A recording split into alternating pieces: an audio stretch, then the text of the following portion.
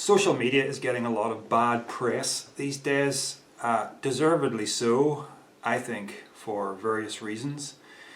Many of you may have watched the documentary The Social Dilemma on Netflix. If you haven't watched that, you should watch it.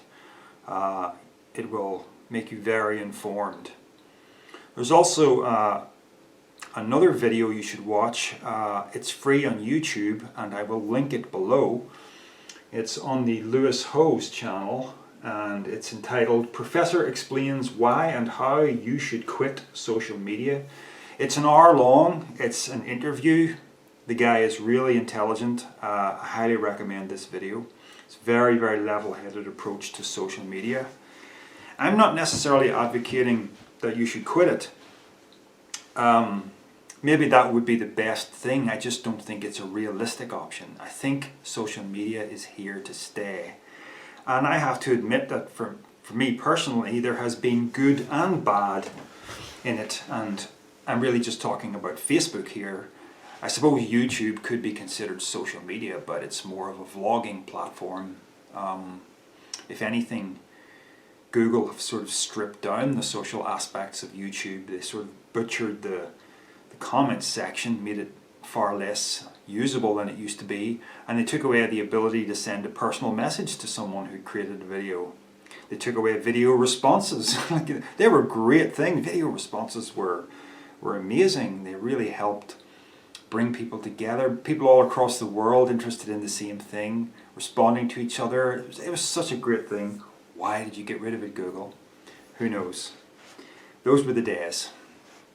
But anyway, social media is here to stay. So I think a better question to tackle than the question, should you get rid of social media, is how can you make social media a better experience for you so that it's not harvesting all of your attention, so that it's not compromising your mental health, right? So I'm going to tell you what I've done, and this has been a process for me over the years. I was something of a late adopter to Facebook. I think it was around 2014, 2015 that I set up an account. It had been around, I think, since 2006 or 7, something like that.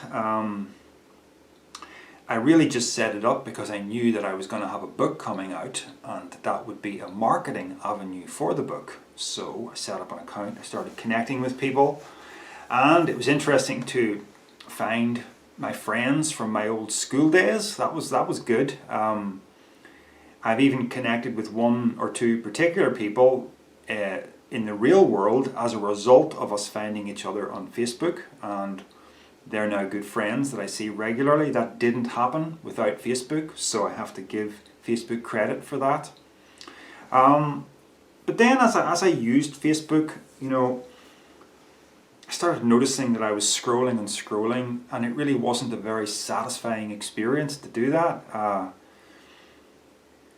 First of all, because so much of what I was seeing was uninteresting, and the reason why so much of it was uninteresting was because so many Facebook users clicked share on so many things, so they weren't even sharing content from their own lives. I was just seeing memes and stuff. And you know, I was scrolling more than the screen display was scrolling more than it was standing still, and time was just flowing by pointlessly.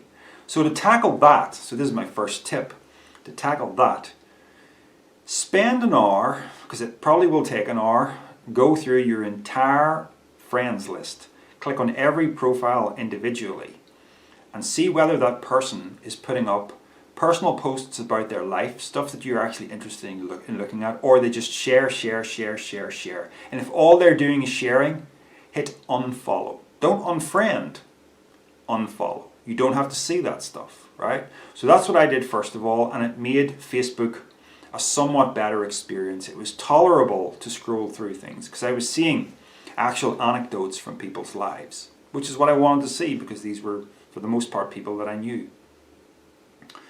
So at the time, I suppose I had 200 or 300 friends. That's now up to about 400, I think, at this point. But it still wasn't a good enough experience, and I decided to go a step further. because I still felt there was just so much wasted time doing all this scrolling. And you're getting ads and things mixed in with that by Facebook, because they have to make money, so that's how they do things. So I actually went through every single friend and set every friend to unfollow, right? Now, I didn't do that because I wanted to ignore everybody. What the effect of me doing that was to turn my friends list essentially into the Facebook equivalent of what is a favorites list on my internet browser, right? So anytime I'm curious about what my friends are up to, I click on my friends list and I click on a friend of my choosing. I'll maybe do about 20, and on a different day it might be a different 20 people. And typically the way Facebook organizes things is that the people that you have the most contact with are automatically at the top of the list, all right? So that's very helpful. I really recommend you do that so that there's nothing to look at when you scroll. You don't scroll because there's nothing there, unless you've joined some groups. And I have joined some groups, particularly to do with retro computing and stuff like that. So those are groups that I'm actually interested in. So when I launch Facebook and scroll, I'm immediately seeing content that interests me. That's the key thing. Content that interests me. So Facebook is now, as a result of those measures, a somewhat tolerable existence. I've still felt like just axing it from time to time because there's been a few bad experiences there.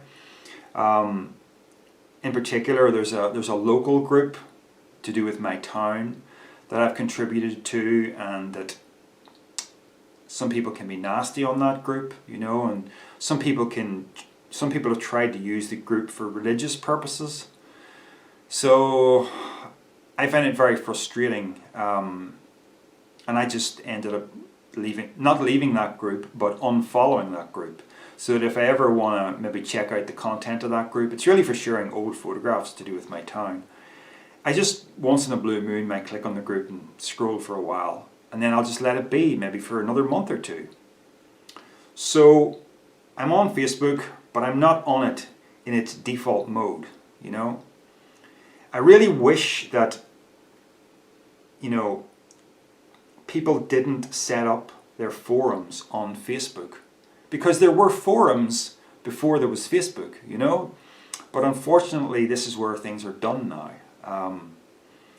A while back I had a lot of old computer equipment to sell, and I did that through an enthusiast group, a retro enthusiast group on Facebook, rather than using eBay as I would have done in the past, and it was a far better experience. I'm talking about old ZX Spectrum gear here. It was a much better experience selling it through Facebook than it was selling it through eBay. So I can't really leave. It's got its claws in me, but it's got its claws in me for reasons that are good. And I've got all of its claws out of me that are negative, Plus there's the Messenger, which is owned by Facebook. There are some people on there that I do genuinely want to talk to, so I got to keep it for Messenger, right? So Facebook stays, but take steps to make it usable. Take steps to make sure you're not mindlessly scrolling. Before I leave the subject of Facebook, I also want to talk about, posting stuff. I've posted various things over the years, and I tended to use it more in the fashion that I would have used my WordPress blog, which is to have a good rant about things. It was semi-successful in that regard, but I ended up just stopping doing that for the most part because I felt it was sort of a wasted effort. Not so much posting personal things from my life, although I've done that occasionally. But I know people who post so much stuff from their personal life, and if I go to their profile and I start to scroll what they've posted, I'm thinking, why'd you post that? Why'd you post that? Why'd you post that? There's just so much stuff, and it's like they never pause to think, why am I posting that? Why do I need to share the fact that I cut the grass, that I washed the car? This sort of thing, And I understand it to an extent, because I felt the urge sometimes, like, there was one morning I was on my bicycle going to work, and a car cut me off on a roundabout in a way that was really dangerous, and the first thought in my mind was, I want to talk about that on Facebook. And then I think, why? It's just something that happened. Why do you need to share it on Facebook? Because I want people to respond and say something. And yeah, now we're getting to it, right? So it's the need for connection, right? But all I really need to do is just, when I get to work, just have a conversation about it with some co-workers. Like, we're going to tell you what happened to me this morning when I was on the way to work. A little bit of banter with co-workers. I don't need to go on Facebook and present this to 400 people. There's no benefit to doing that, right? But it's strange that we have the urge to behave in that way nowadays, isn't it? Back in the old days, and I mean the really, really old days, the prehistoric days, we were in tribes of about 50 people. We didn't have a social circle outside of that. So the human brain is still very much wired for that sort of a situation, to have a small tribe. It's not really wired to have this big social circle. It's not really a social circle, but it tries to pretend that it is. It's not wired for it. And this sort of leads me on to my next subject, which is posting things to seek approval, right? And I think I don't want this to sound sexist, but I think this is more of an issue for women than it is for men. And there's a reason for that. Back in the hunter-gatherer days, women sought the approval of men for the purposes of mating, right? The man's brain is wired a little differently in that he's competitive. He's more aggressive and assertive, right? So he's not necessarily out just to make friends. It's like, get the hell out of my way sort of attitude if someone's in his way, If someone is in my way, I'm not thinking, oh, but I need to be friends with that person. It doesn't enter into my thoughts. Men were the primary breadwinners going out hunting. Women were the primary caregivers taking care of the children. We're biologically wired for this still. That's never going to change, much as feminism might make its claims. But biology trumps. So why is this more of a problem for women? Well, it's fine to try and present yourself to a tribe that has no more than, 50 people. Some of whom are children, and some of whom are men, and some of whom are women. So it's a very small number. And the aim is reproduction, right? But now you've got the ability to present yourself to not just hundreds of people, but thousands and thousands of people, right? You can be an Instagram model. Now, I've never set up an Instagram account. Never felt any motivation to do that. I know it's used for more things than just modeling yourself, but one of the primary things it is used for, mostly by women, but occasionally by men, is presenting attractive pictures of yourself to the world, right? So your brain, doesn't really distinguish between real life and this virtual reality on the screen.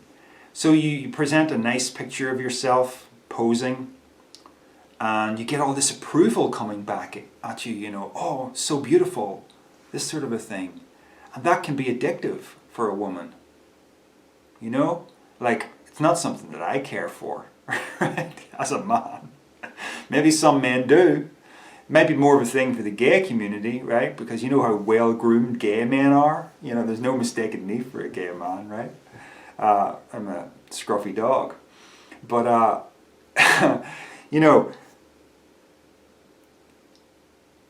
I just don't care for people's approval. It's kind of gratifying to me when someone says, Darrell, I enjoyed such and such a video. That really hit home for me. It was exactly what I needed to hear. That's gratifying to me because I'm trying to do something. It's not gratifying because I'm going, oh, this person approves of me. Oh, I feel validated.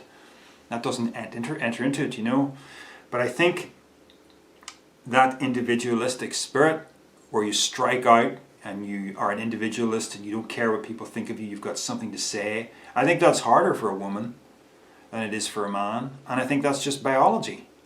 And I'm not even saying that it's something a woman needs to overcome, because it is quite natural to be more agreeable, you know. But you've got to watch that doesn't get out of control with something like Instagram, to an extent Facebook, but in particular Instagram. Because how do you put a cap on it? You know, you put one photograph of yourself up and all this approval starts pouring in. People like you. You've got more and more followers, and then the more photographs you put up, the more followers you get, and on it goes. And a snowball effect occurs, particularly if you are a strikingly beautiful woman. You know? And before you know it, you're addicted to this and you don't know how to let go of it. And there are, if you want to use some interesting YouTube search criteria to sort of back up what I'm saying, just look up, you know, use the search phrase leaving Instagram, or quitting Instagram, or leaving social media, or leaving Facebook. Use that sort of search criteria. Watch the videos that people are making. This is a significant thing. People are realizing that this does not help me. I don't feel good doing this sort of thing. You know, there's the real world, and then there's this weird virtual reality thing that we're doing. And we should never confuse the two. And we should never get too dependent on this thing. And I got to be perfectly honest with you. As a YouTuber who now has, 14,000 subscribers, I had more happiness in my life before I started doing YouTube. Definitely.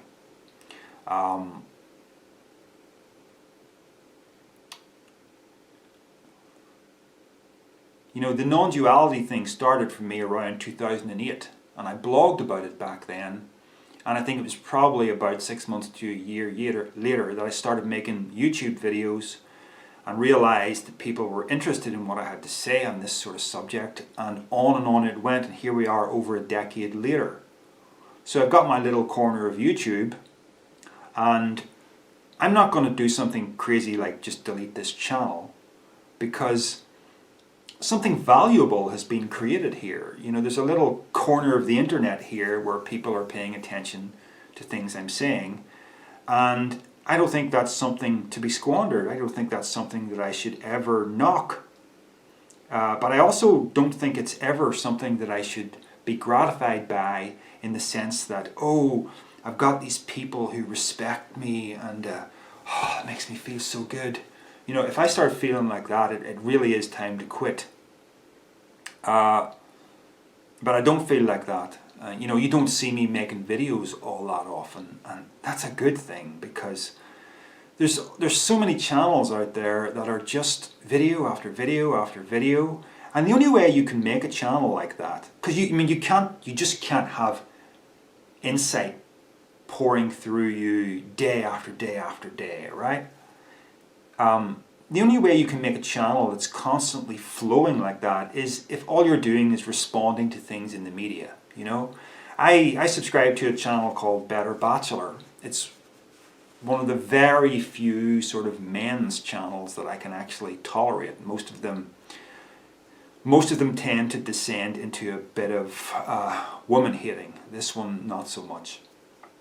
But for the most part, he's just making videos that are constantly responding to bad things that women have done that have put them in the media. You know, and it kind of gets tiresome after a while, because it's not reflective of the average woman, really, you know? So why does he do it day after day after day? Why does he keep putting the videos out? I don't know. He gets advertising revenue from it, I guess. There's a little bit of a cult of personality now surrounding it, and it seems to be becoming his job. So that's another whole thing, you know, social media being awash with people who have made it their job So because it's all based on advertising revenue, you just have to keep stuff flowing. You just have to make the internet just a river of rubbish that just keeps going and going and going. Because if you stop, the money stops. You know. So this is the internet we've got now. It's not, I uploaded this because I thought it was important. It's, I uploaded this because I have to keep uploading because I have to make money. You know? Kind of getting off topic here, but yeah, you know, another thing, you know, that I noticed about my social media use was that having a Facebook account coincided with my reading habit taking a back seat in my life. I've been an avid reader since I was in my early teens, and I noticed in the last 5 years or so that I had suddenly started reading far less books for some reason. And I may be getting this wrong, but I think the one thing is just social media seems to sort of replace that a bit, especially if the device is mobile. I mean, I don't have a smartphone. I know all of you do, right? I don't. I have this pink burner phone or dumb phone or whatever you want to call it. Why am I a guy with a pink phone? Am I trying to get in touch with my feminine side? No. My last phone was also a burner phone, but all it can do is send texts and make phone calls. That's what a phone is, right?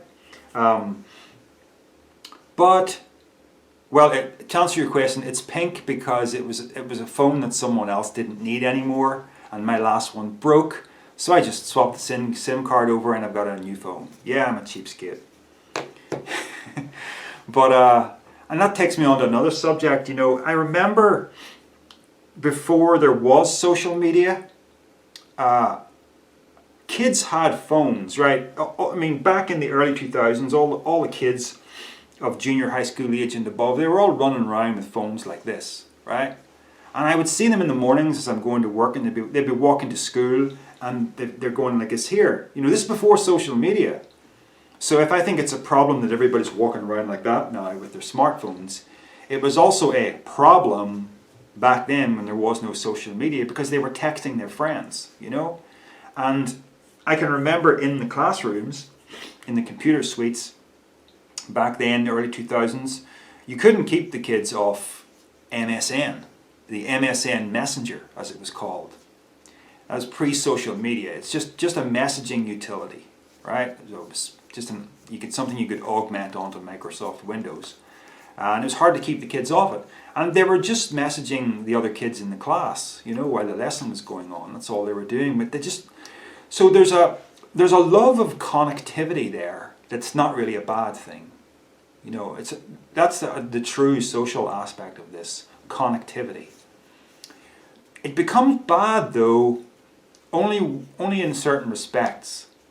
When it kind of mutates into this thing where instead of just loving being connected with people, you're seeking to be validated by them. You're seeking love in the wrong place, right? This is not the place to find love, right? Get in the real world and look for love. So don't seek validation. It's not going to work, right? It's just going to create the craving for more validation. Whether it's Instagram or Facebook or whatever. Nothing beats real life relationships. You know, this is a pale reflection of a relationship in real life. The other problem is that we're being manipulated by algorithms. You know, if you're doing the scrolling thing, Facebook has a template of you based on all the things you've looked at, so that it wants to give you more things that it thinks you want to look at so that you keep looking at it longer and longer. Right? That's how it works. They have an advertising business model, which means they don't make money unless you stay glued to the screen so that they can feed you ads. Right? Even if you don't buy stuff, they're making money because the people who paid for the ads are paying Facebook. You see how it works? So these algorithms are very important to Facebook because, you know, if I look at if a Feel Army video comes past on Facebook and I watch it, Facebook makes a note, he watched that video. Send him more videos of that in the future. So there's This is all covered in that documentary, The Social Dilemma, right? There's a kind of voodoo doll of me out there that Facebook own that is designed to keep me glued to the screen. So how do I combat that? I don't scroll. I visit people's profiles. I visit the actual groups on Facebook, the forums that I want to visit. I don't scroll. The other thing I've done is, although I don't have a mobile phone, I do have a tablet. It's an old, beaten up old iPad with a scratch on the screen. Obviously too big to cart around with me, so it's not in my pocket. But it is mobile to an extent. And I felt, honestly, having Facebook on that was a problem to me, because I'd be in the living room wanting to watch a movie and Facebook would be calling for my attention. And I just took Facebook off it. So the only place I now have Facebook is right here. You can't really see it, but the screen of my computer. So when I want to check out Facebook, I sit down for 20 minutes, half an hour, and I do it, and then I do something else. And if I'm not near the computer, I can't do it. And that's a far better way to approach social media, not to have it on you all the time. Nature abhors a vacuum, right? So the thing that we see happening with people's mobile phones is that every time there's a free moment where nothing's happening, they immediately grab the phone and fill that space of boredom with something on the phone, right?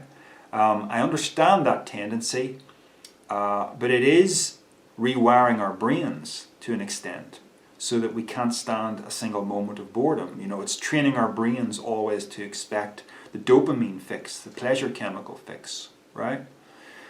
But I'm kind of guilty of that too, even though I don't have a mobile device, because I do have a different kind of mobile device, Amazon Kindle, right?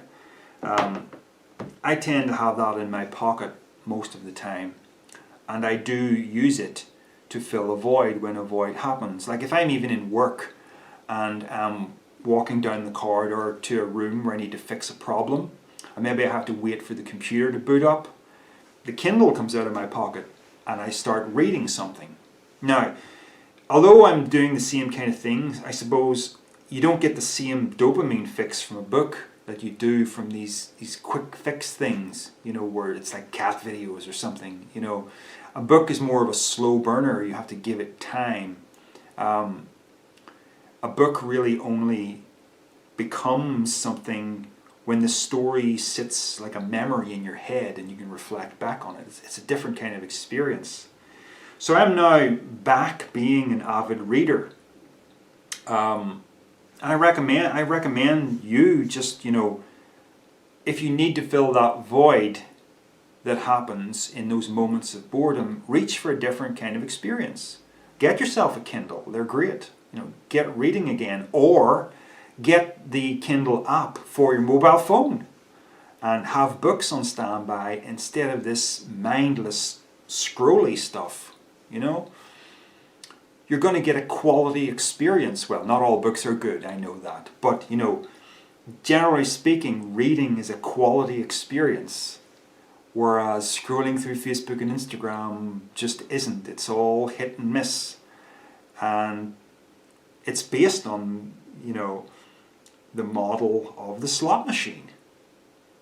The slot machine where the pictures go round and round, and maybe once in a while you hit the jackpot.